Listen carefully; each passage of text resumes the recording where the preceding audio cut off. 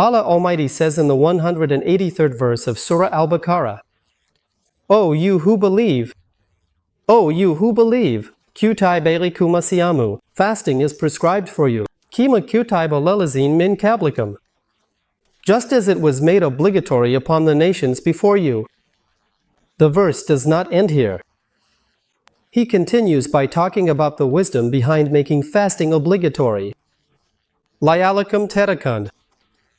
Hopefully, this act of fasting will lead you to piety. In the Holy Qur'an, the word taqwa is used 17 times in its pure form and 258 times with its derivatives. The Holy Qur'an places great importance on taqwa. And just as in the verse we have read, where fasting is associated with taqwa, in fact, all acts of worship, prayer, fasting, almsgiving, pilgrimage, and sacrifice are all connected to taqwa in the Qur'an. Taqwa is a word derived from the root waqiya in Arabic. Waqiya means to protect oneself, to avoid.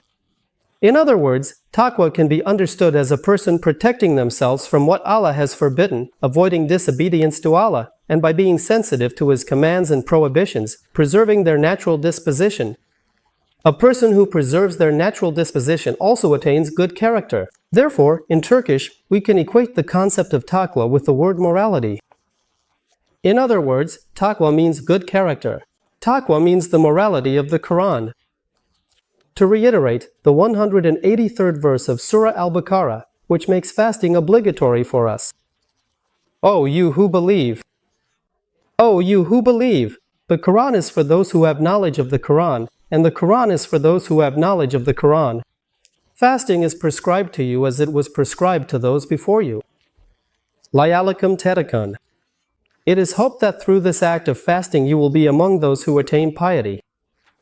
This verse is giving us believers the following message. In other words, with this verse, drops of wisdom are falling into the hearts and souls of us believers. Human beings fast, but that's not enough. The fast that is observed must also, in turn, hold on to the person who is fasting. In other words, the fast that is being observed should restrain the hands of the person fasting from reaching out to violate others' rights, hold back their feet from going to places where sins might be committed, and keep their eyes from looking at what is forbidden. Otherwise, the fast would only be imposed on the body and would not penetrate the soul. Just as there is such a relationship between the act of fasting and piety, the same relationship exists between prayer and piety, as we believers show even greater sensitivity during Ramadan by adding voluntary prayers on top of the obligatory ones. In the Holy Quran, in Surah Al-Ankabut, verse 45, Almighty Allah says the following: Recite what has been revealed to you from the book. Recite what has been revealed to you from the book, meaning read those verses that have been revealed to you, topic by topic, within a certain context of meaning, along with their connections, and establish the prayer, and perform the prayer properly. Indeed, prayer keeps one away from indecency and wrongdoing.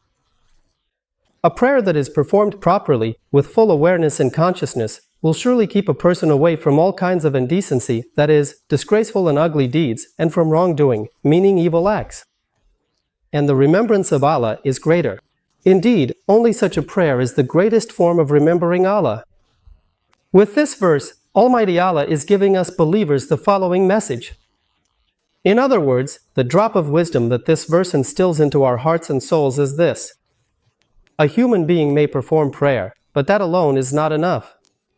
It is also necessary that the prayer performed should make the person who prays truly human. In other words, the prayer performed should make the person who prays just, compassionate, honest, upright, especially someone who is extremely sensitive about the rights of others, benevolent, generous, and helpful, in short, a person of good character.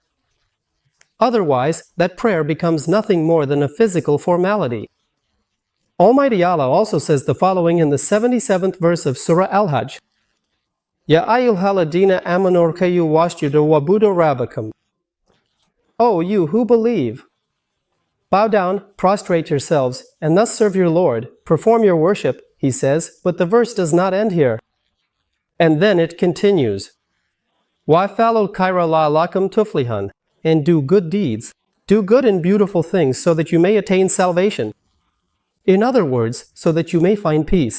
From all these verses we have read, We understand that in the Quran, acts of worship are associated with piety. There is a positive correlation between worship and piety. In other words, as a person's sense and sensitivity towards worship increases, their sensitivity towards morality should also increase. In the sight of Allah, people's worth is measured by piety. So, the true measure of religiosity is actually piety, good character. The Quran expresses this situation in verse 13 of Surah Al-Hujurat as follows. Ya ayyuhanas, O people, inna khalaqnakum min dakarin wa untha. Indeed, we created you from a male and a female.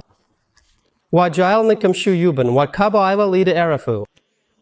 We made you into different peoples, nations, and tribes so that you may know and connect with one another. Inna akramakum indallahi atkakum. The most honored of you in the sight of Allah, the most valuable, is the one who is most pious, that is, the one who best embodies the morals of the Quran.